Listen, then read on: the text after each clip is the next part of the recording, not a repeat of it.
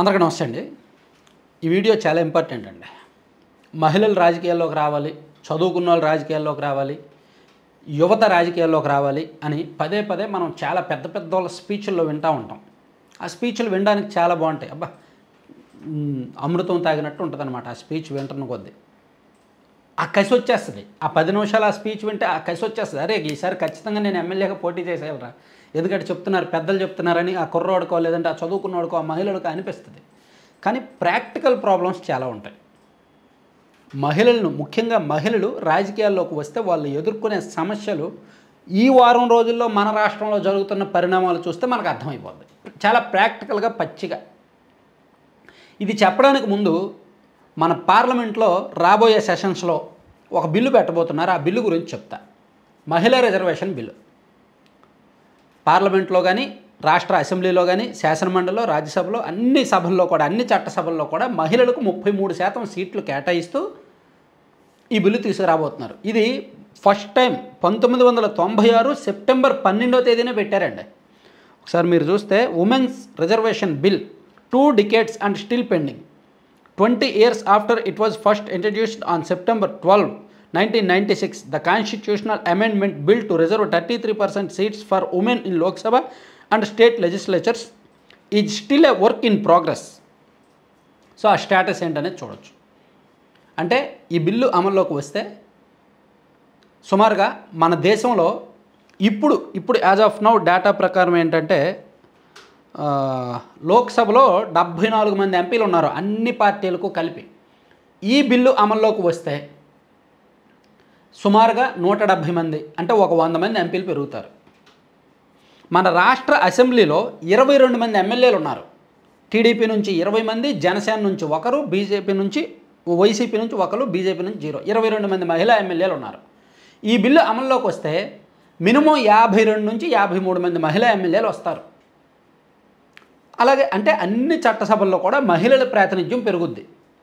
So వాళ్ళ voice పెరుగుద్ది, వాళ్ళ సమస్యలు లేవనెత్తుతారు. ఆ తర్వాత వాళ్ళకున్న బేసిక్ సమస్యలన్నీ కూడా, చిన్నపాటి బేసిక్ సమస్యల నుంచి పెద్ద సమస్యల వరకు కూడా చట్టసభలో లేవనెత్తే అవకాశాలు ఉంటాయి.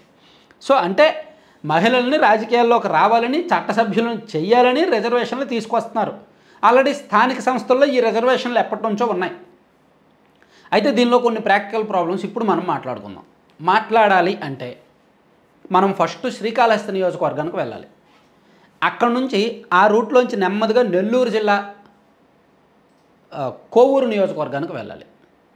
అక్కడ నుంచి అలా వస్తూ రాష్ట్ర వ్యాప్తంగా కూడా కొన్ని నియోజకవర్గాలు పైన టచ్ చేయాలి. శ్రీకాళహస్తి నియోజకవర్గంలో ఏం జరిగింది? కోట వినుత ఉన్నత చదువులు చదివారు. ఆమె విదేశాల్లో ఉద్యోగం చేశారు. ఆ ఉద్యోగాలు వదులుకొని, నెలకు 12 లక్షలు సంపాదించే ఉద్యోగాలు వదులుకొని రాజకీయాల్లో ఇంట్రెస్ట్తో, పవన్ కళ్యాణ్ గారంటే ఇష్టంతో వాళ్ళ నియోజకవర్గానికి సేవ చేద్దామనో, రానిద్దామనో, ఎమ్మెల్యే అవుదామనో దాదాపుగా 7 ఏళ్ల కిందట ఆ నియోజకవర్గానికి వచ్చారు. 2019లో పోటీ చేశారు, ఓడిపోయారు. 2024లో సీట్ రాలేదు, కానీ సపోర్ట్ చేశారు. 2025 వచ్చేసరికి తన దగ్గర పనిచేసిన డ్రైవర్ని హత్య చేసి జైలుకు వెళ్ళారు. అసలు ఎందుకు చేయాల్సి వచ్చింది?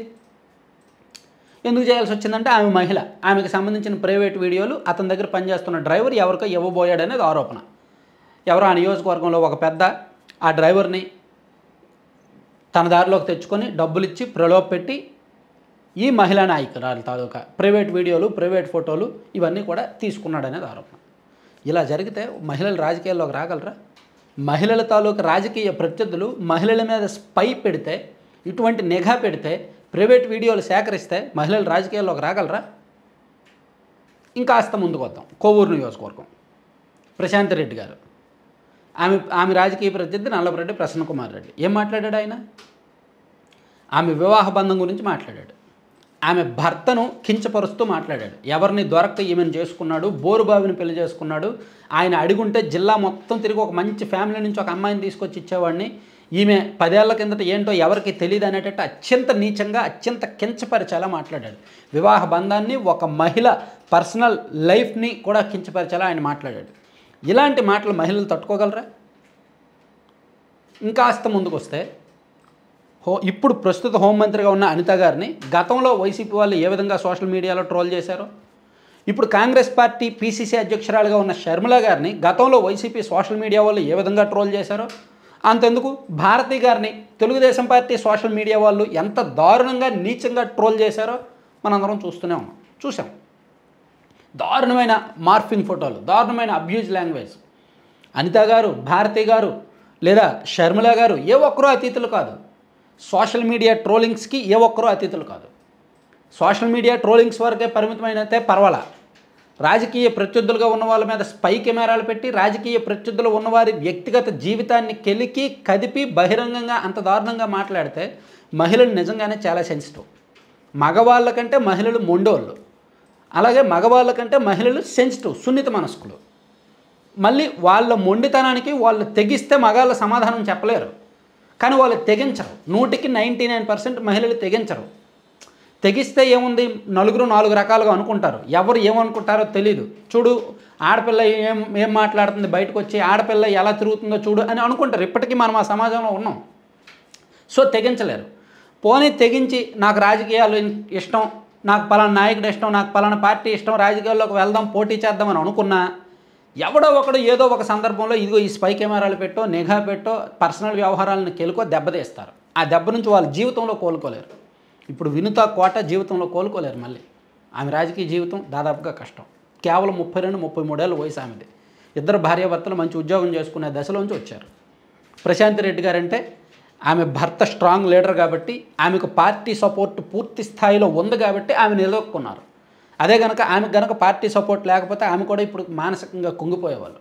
షర్మిల గారు, భారతి గారు, అనిత గారు ఇంకా చాలామంది బాధితులే మొండిదేరిపోయారు. మానసికంగా అన్నీ వదిలేశారు, తెగించేశారు. సో ఇప్పుడు కొత్తగా 33% రిజర్వేషన్లు పెట్టినప్పుడు రాష్ట్రంలో ఉన్న 175 నియోజకవర్గాలకు గాను ఒక 56 మందో 57 మందో ఎమ్మెల్యేలుగా పోటీ చేయాలనుకున్నప్పుడు వాళ్ళ రాజకీయ ప్రత్యర్థులు ఊరుకుంటారా? పర్సనల్ లైఫ్ని కెలకరా? ఒక నియోజకవర్గం మహిళలకు రిజర్వేషన్ అవుద్ది, అక్కడ 2 మహిళలు పోటీ చేస్తారు.